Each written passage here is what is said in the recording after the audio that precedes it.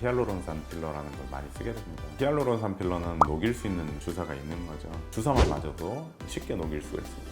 콜라겐 필러랄지 칼슘 필러랄지 잘 녹지 않는 필러들이 있습니다. 그런 경우는 실은 녹일 수 있는 약물이 없어요. 스테로이드제 같은 걸 조금 쓰게 되면 녹일 수 있다라고 이야기도 하고 하지만 또 그걸 너무 과도하게 썼을 때 피부가 위축될 수가 있는 거죠. 그래서 이제 콜라겐 필러나 실리콘에 관계되는 과거에 있었던 필러들을 제거하기 위해서는 수술적으로 제거를 할 수가 있는데, 이때 이제 고려를 해야 될 건 미용적으로 별로 좋지 않아서 제거를 할 건지, 그렇지 않고 피부에 어떤 문제를 일으켜서 제거를 할 건지를 생각을 해야 됩니다.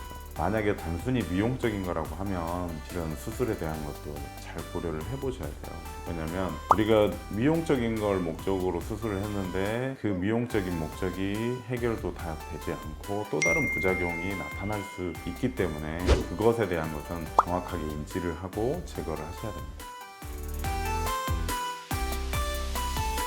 히알루론산 필러를 녹이고 나서 이거 녹이고 바로 좀 주사 놔줄 수 있지 않아요? 라고 이야기를 하시는 분들이 많아요. 근데 이제 녹이는 물질을 갖다 넣어놨는데 다시 또 그 필러를 넣게 되면 그대로 다 녹아버리겠죠. 주사 후에 4일에서 5일 정도면 괜찮다고는 하지만 저 같은 경우에는 일주일에서 10일 정도 흡수되는 걸 다 보고 나서 평가하고 다시 필러를 맞는 걸 권하고 있습니다.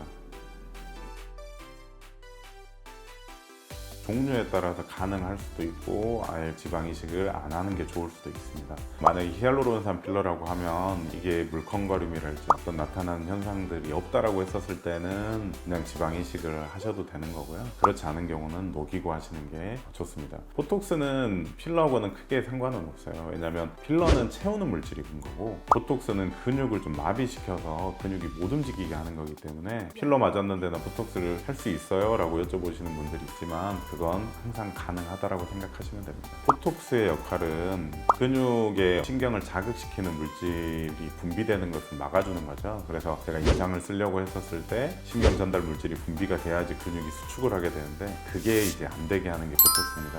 필러는 지방층이나 피부 아래층에 볼륨을 주는 거고 보톡스는 근육 자체가 움직임을 좀 덜 할 수 있게 활동성을 떨어뜨리는 거기 때문에 필러와 보톡스가 차이가 있는 거죠. 그래서 필러를 맞고 나서 보톡스를 맞고 보톡스를 맞고 나서 필러를 맞고 이런 건 전혀 상관이 없습니다.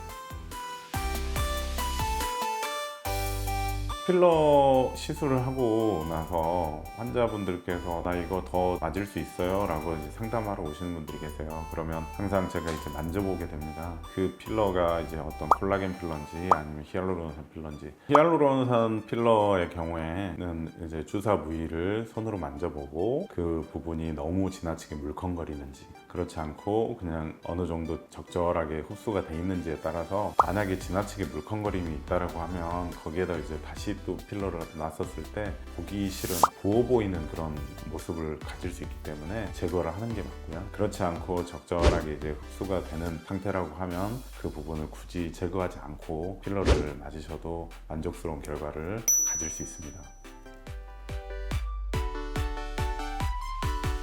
여름철에 맞았는데 겨울철에 이렇게 발생을 하고 몇 개월이 지났는데 내가 이물감이나 오르는 게 생기는 게 이제 지연 반응이라고 하는 건데 이건 즉각적으로 필러를 맞고 나서 바로 생기는 게 아니고 통계학적으로 이제 논문에 보면 겨울철에 좀 더 많이 발생을 한다라고 합니다. 그리고 주사 후 한 4, 5개월째에 또 가장 많이 발생을 한다라고 해요. 하지만 너무 걱정하실 일은 아닙니다. 왜냐면 어떤 면역 반응이나 그런 것 때문에 일시적으로 나타나는 현상 중에 하나거든요. 하지만 내가 약을 먹고 치료를 했는데 3, 4일 정도 경과를 지켜봤는데 계속해서 잘 가라앉지 않고 걱정이 된다라고 했었을 때는 녹이는 주사를 맞게 되면 이건 사라지게 되는 거죠. 그리고 나서 다시 그 부위에 필러를 맞을 수도 있습니다. 물론 지연 반응이 한번 나타났던 분은 또 다시 생길 수 있다라고 이제 논문에 보고가 되고 있는데요. 그 확률이 아주 높진 않습니다. 그래서 우리가 만약에 그게 생기면 녹였다가 다시 주사를 맞게 되고 저의 경험상으로도 그런 환자분들이 몇 분 계셨는데 그 후에 다시 또 나타나서 또 녹여야 되고 하는 분들은 없으셨으니까 너무 걱정하지 마시고 시술 받으셨던 병원 가셔서 상담을 좀 해서 치료를 하고 경과를 지켜보면 큰 문제가 되지 않은 거니까 너무 지나치게 걱정은 안 하셔도 됩니다.